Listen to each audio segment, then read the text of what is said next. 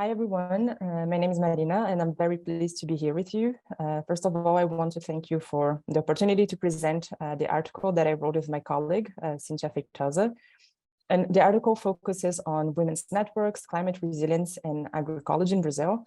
And unfortunately, Cynthia was not able to join the call today, but I'll do my best to present our work and also represent her. So very briefly, the paper's objective was to analyze the social, economic, and environmental effects that a gender approach can bring to agroecological adaptation projects, with a particular attention to women's roles in their communities and beyond. And in order to do this, Cynthia and I looked at two different projects that I will present in further detail in a moment, but these projects are named Adapta Sertão and the Yarang Women's Movement.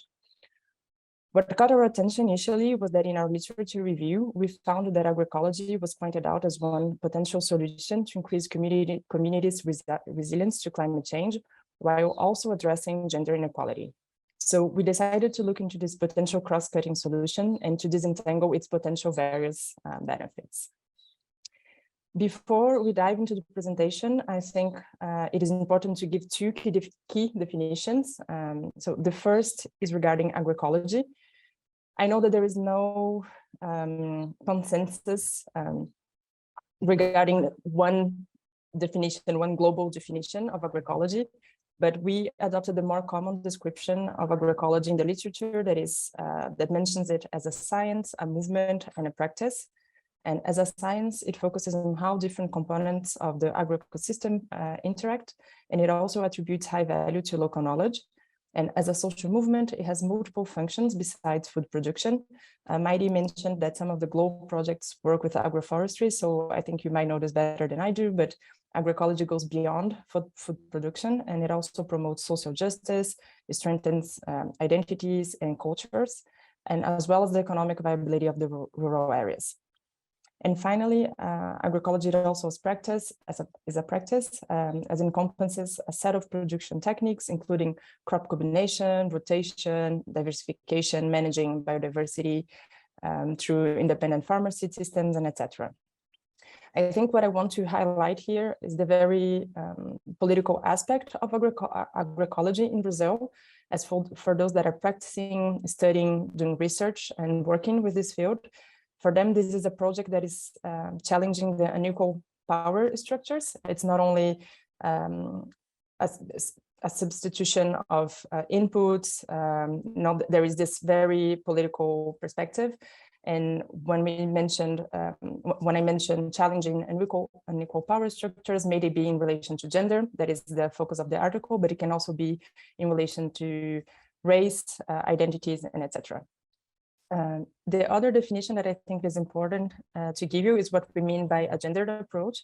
And when we first started to build our research hypothesis, we adopted a broad understanding of a gender approach, and the angle that we chose in the beginning was to look at gender inequalities that were being challenged and being addressed, such as access to resources, be they economic, educational, strengthening also decision-making, fighting violence, and etc.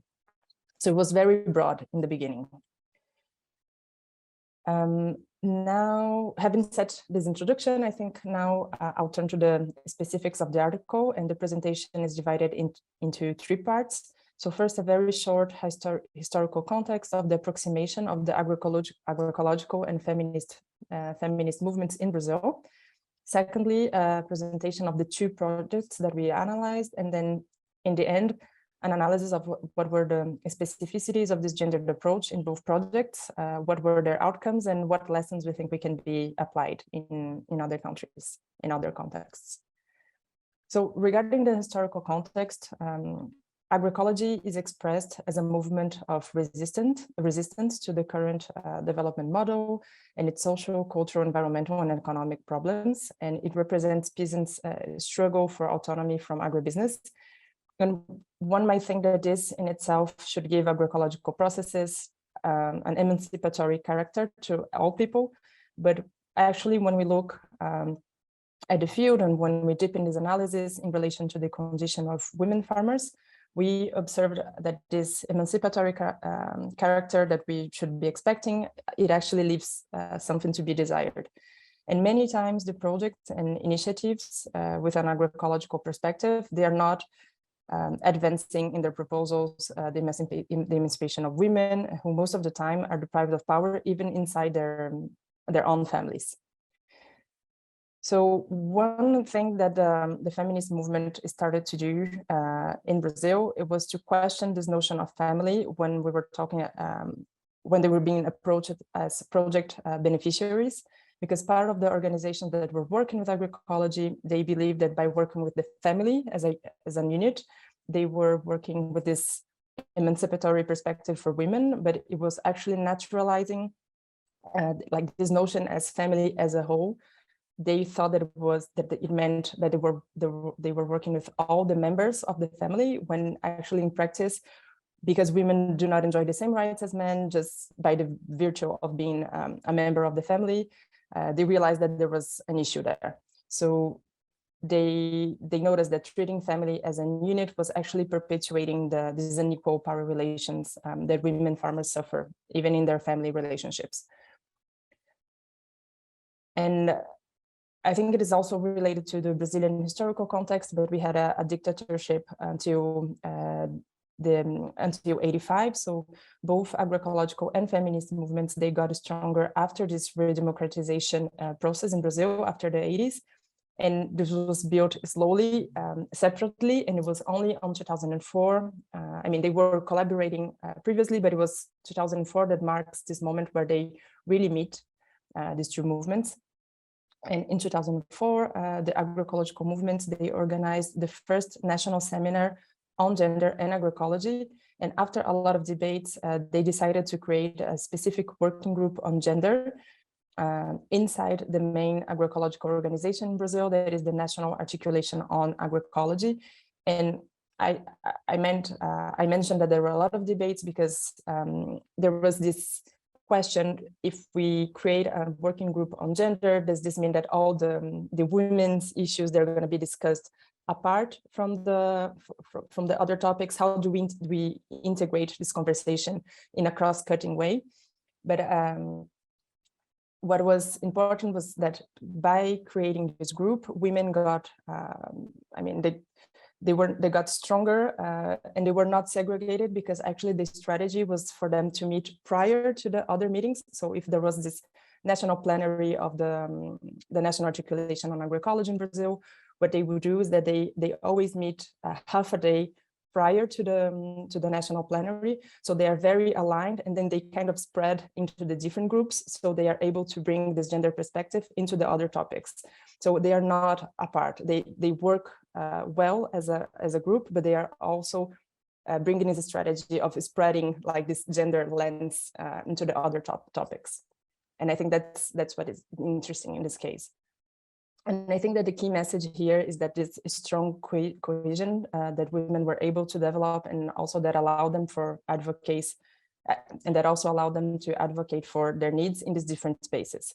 And this is something that we're going to be seeing, not exactly like this, but we're going to be seeing this social strong cohesion in the two different projects.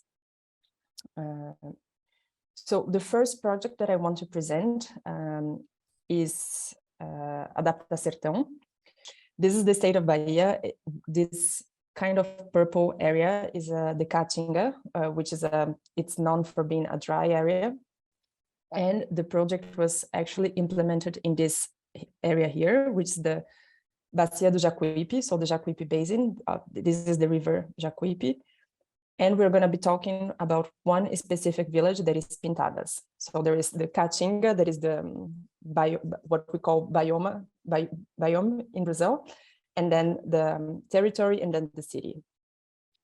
So the first project was led by an organization that was named Rede, that worked with local movements and associations and researchers. And the project was funded by international cooperation and also national public policy resources that were dedicated to climate action. And as I mentioned, so the project focused on the Caatinga, which is a semi-arid region that comprises almost 10% of the Brazilian area. And about 15 to 20% of the Caatinga region is extremely degraded and at risk of desertification. And The project ran from 2016 to 2018, so this is a very long project. And the initial goal was to investigate, develop, and test a model of climate change adaptation in the context of vulnerability to drought extremes. And they were focusing on spreading solar technologies to pump water.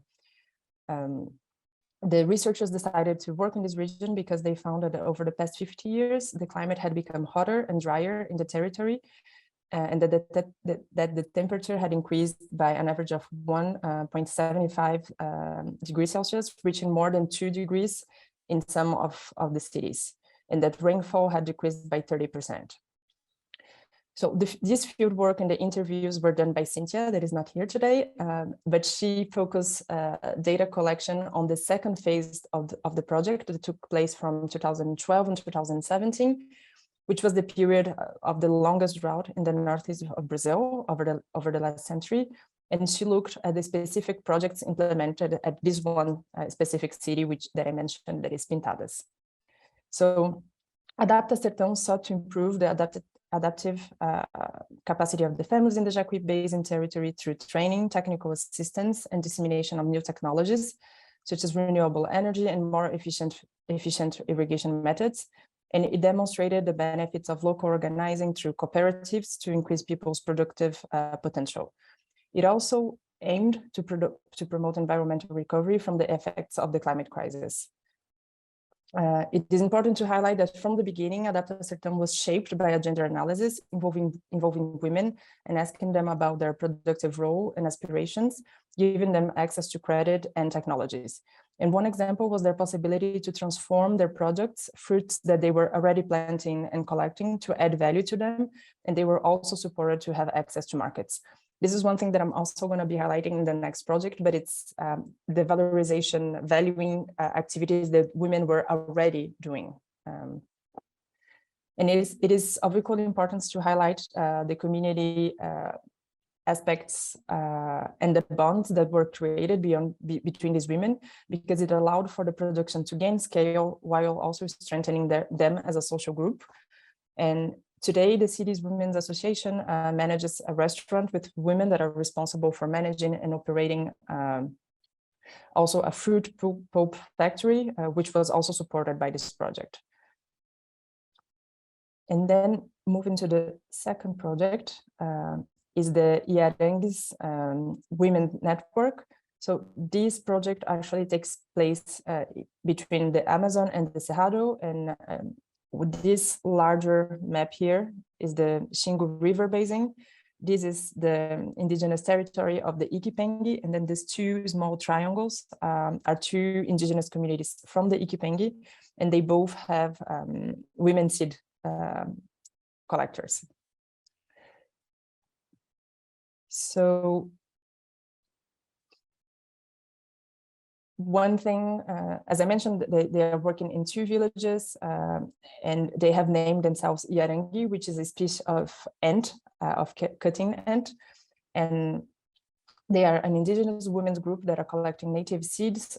This was, again, an activity that they were already doing and they were using in their own crops or restoration of their own land.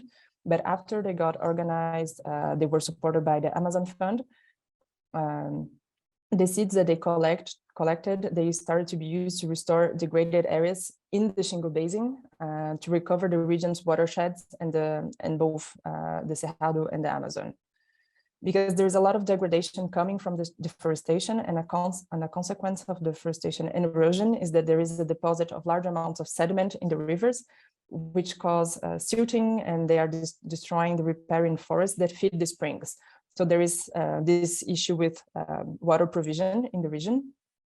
Many of these springs, they have disappeared already, and we have approximately 150,000 hectares of riverbank forest that are degraded today.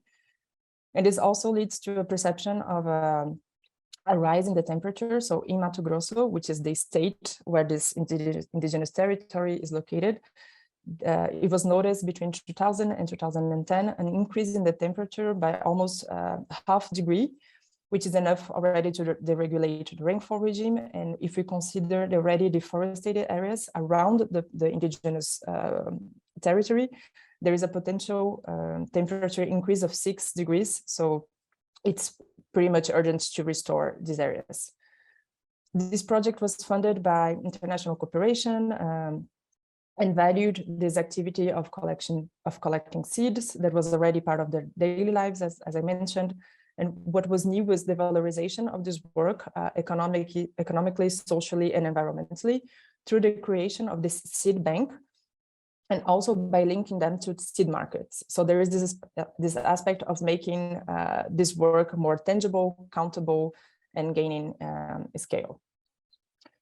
And over the past decade, the ERN movement, they deliver between 200 and 300 kilos of native seeds of different species per year to this network.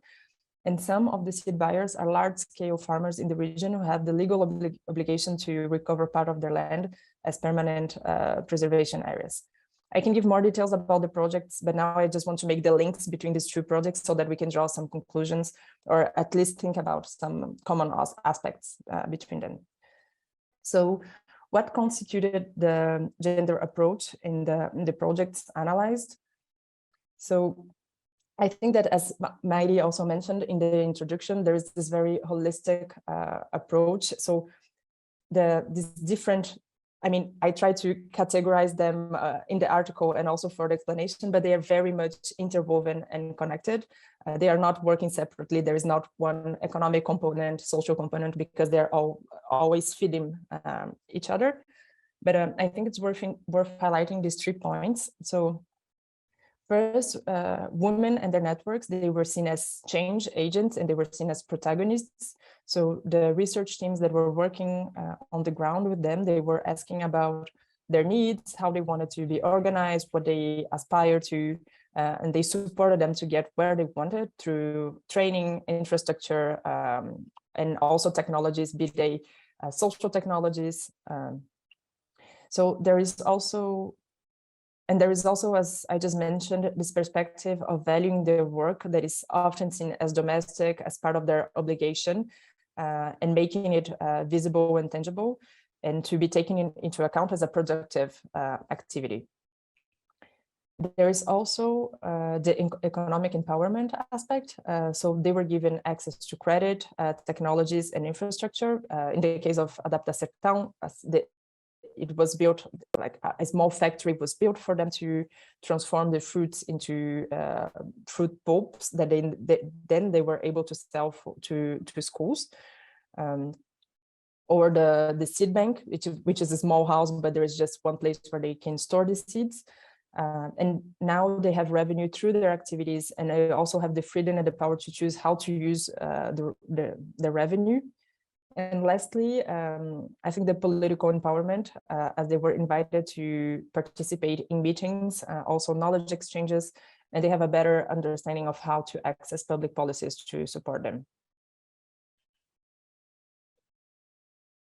Regarding what were the outcomes, I also just mentioned them, some just in the previous slide, but again, they are also connected to each other, but it's worth highlighting the stronger social bonds. So the value of social networks between women for individuals and for the collective are very well known and documented by feminist researchers.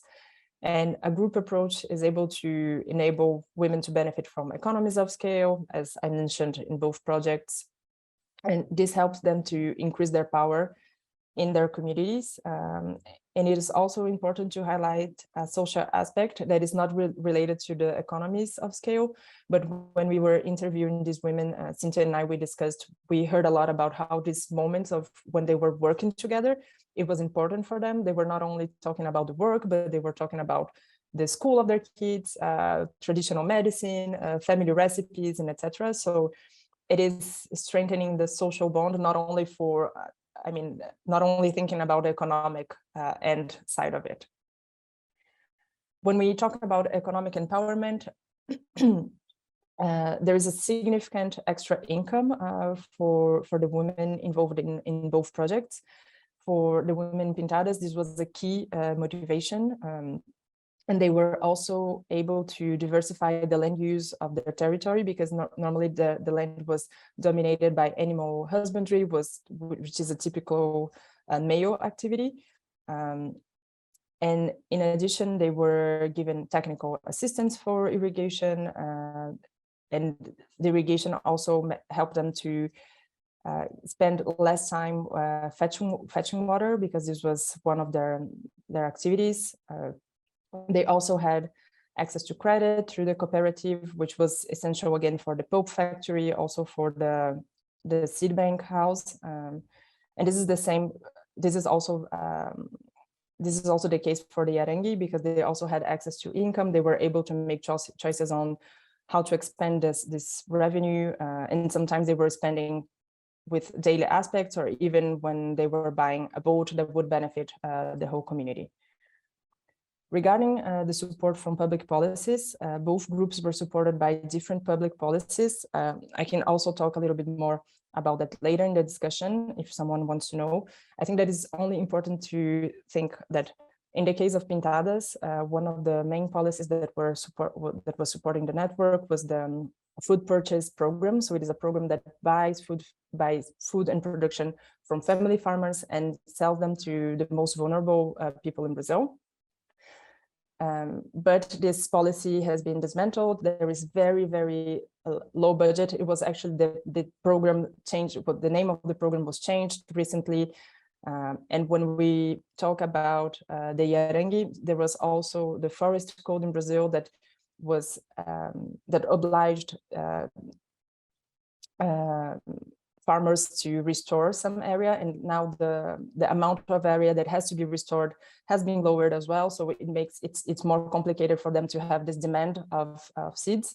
So what I think I think it's just a reflection. I guess I'll leave you more with a question, just because the policies, they were fundamental for the projects to gain their scale, but at the same time, they were somehow vulnerable because of their dependency on public policies that were very much aligned with the more social governments that we had previously until 2019. So I think that is important to think about how to make these projects sustainable in the long term and not strictly dependent on the support of public budget and public policies. And when we talk about changing attitudes to value the natural environment and ecosystem, I think this is important because it brings a more mitigation aspect of the projects through reforestation. So the researchers and the project staff that were working with Adapta Sertão, they mentioned that that the technical assistance led the producers to take practices that were less negative for the Caatinga.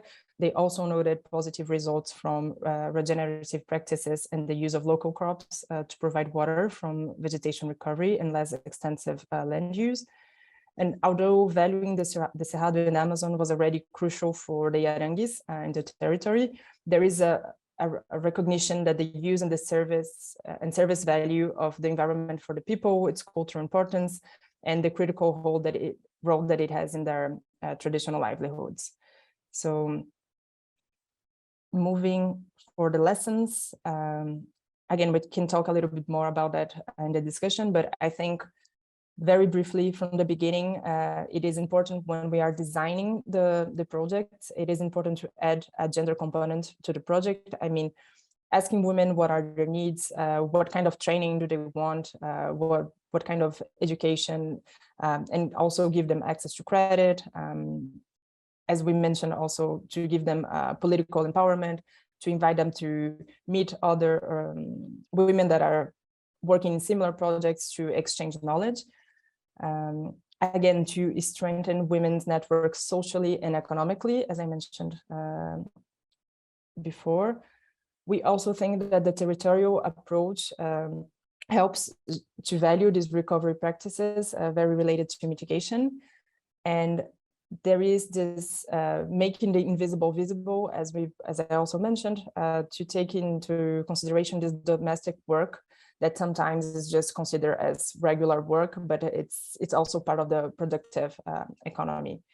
And I mentioned here cadernetas agroecológicas. I think we can also talk about that in the discussion because I've been talking for more than 20 minutes, but this is something that The article is from 2020, and this is a project that we discovered that it existed after the publication of the paper, but it's also a very useful tool to take into consideration this the women's productions. So thank you.